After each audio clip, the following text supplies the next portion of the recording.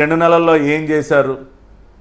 ఏదో రాజకీయం కోసమే స్టేట్మెంట్ ఇచ్చారు ముఖ్యమంత్రి గారు. నిజంగా వీకే గారు, చంద్రబాబు నాయుడు గారు ఒక పరిణతి చెందినటువంటి నాయకుడిగా ప్రవర్తించారు.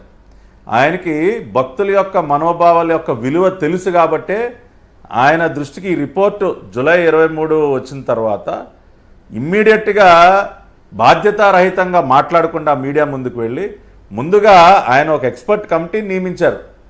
4 నిపుణులతో ఎక్స్పర్ట్ కమిటీ టీటీడీ నియమించి లోతుగా ఈ విషయాన్ని అధ్యయనం చేసింది. విజిలెన్స్ ఎంక్వైరీకి ఆదేశించారు. విజిలెన్స్ ఎంక్వైరీ ఆ కంపెనీకి నోటీస్ ఇచ్చింది, ఆ కంపెనీని బ్లాక్ లిస్ట్లో పెట్టింది. వైవి సుబ్బారెడ్డికి నోటీసులు ఇచ్చింది. వైవి సుబ్బారెడ్డిని రమ్మనండి, వచ్చి నోటీస్ ఎప్పుడు వచ్చిందో చెప్పమనండి. సత్యమేవ జైతే అంటున్నాడు కదా ఈ జగన్ రెడ్డి. ఏమో అడగవయా నువ్వు వైవి సుబ్బారెడ్డిని, నీకు నోటీస్ ఎప్పుడు వచ్చిందా అని చెప్పి ముఖ్యమంత్రి గారు మాట్లాడటానికి ముందే వైవి సుబ్బారెడ్డికి నోటీసులు వెళ్ళాయి విజిలెన్స్ డిపార్ట్మెంట్ దగ్గర నుంచి. ఆ రకంగా విజిలెన్స్ ఎంక్వైరీ స్టార్ట్ అయిన తర్వాత ఒక ప్రాథమిక నివేదికని గౌరవ ముఖ్యమంత్రి గారికి ఇచ్చారు. ఆ నివేదిక చూసిన తర్వాత అంటే ఒక బాధ్యత గల నాయకుడు ఏం చేస్తాడు, తొందరపడి ఏది మాట్లాడకూడదండి. ఇటువంటి సెంటిమెంటల్ ఇష్యూస్లో ఏదో ఒక రిపోర్ట్ వచ్చింది కదా అని హడావుడికి వెళ్ళిపోయి ఏదో పాపం జరిగిపోయిందని ఆ రకంగా ఆయన రాజకీయ లబ్ధి కోసం తాపత్రయపడలా. నిజంగా రాజకీయ లబ్ధి గురించి ఆలోచిస్తే చంద్రబాబు నాయుడు గారు రిపోర్ట్ వచ్చిన మరుసటి రోజే ప్రెస్ మీట్ పెట్టి జగన్ రెడ్డిని ఉతికారేయచ్చు. కానీ మాకు అటువంటి ఇంటెన్షన్ లేదు కదా. మాకు రాజకీయం కంటే భక్తుల యొక్క మనోభావాలు ముఖ్యం కాబట్టి మేము కొంత సమయం తీసుకున్నాం, డబుల్ చెక్ చేశాం, ఎక్స్పర్ట్ కమిటీతో పరిశీలింపజేశాం, విజిలెన్స్ ఎంక్వైరీ రిపోర్ట్ తెప్పించుకున్నాం. అవన్నీ వచ్చిన తర్వాత అప్పుడు మాట్లాడారు చంద్రబాబు నాయుడు గారు.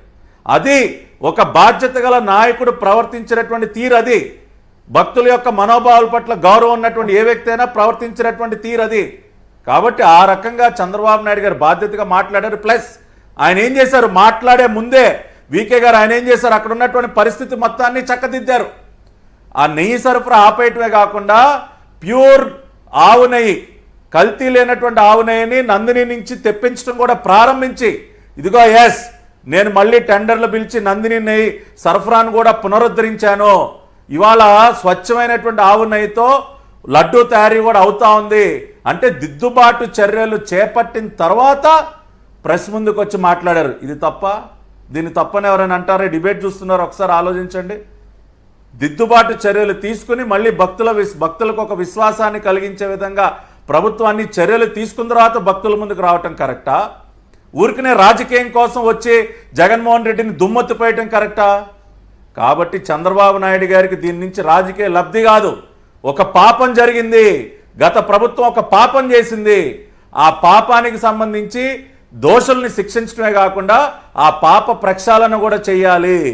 మళ్ళీ భక్తులకు ఒక నమ్మకాన్ని కలిగించాలి. అటువంటి యాక్షన్స్ అన్ని తీసుకున్న తర్వాతే ఇది జరిగింది. ఇంకొక విషయం వీకే గారు, ఇవాళ మేము ఒకటే చెప్తా ఉన్నాం, సిట్ ఎంక్వైరీ ఇవాళే ఎందుకు వేశారు? ఎఫ్ఐఆర్ ముఖ్యమంత్రి గారు మాట్లాడిన తర్వాత సిట్ ఎంక్వైరీ వేయటం అని కూడా ఒక ప్రశ్న ఈ వైసీపీ బులుగు బ్యాచ్ వాళ్ళు అడుగుతా ఉన్నారు. మేము స్టెప్ బై స్టెప్ ముందు విజిలెన్స్ ఎంక్వైరీకి వెళ్ళాం, విజిలెన్స్ ఎంక్వైరీ రిపోర్ట్ తెప్పించుకున్నాం. ఆ రిపోర్ట్లో మరిన్ని వాస్తవాలు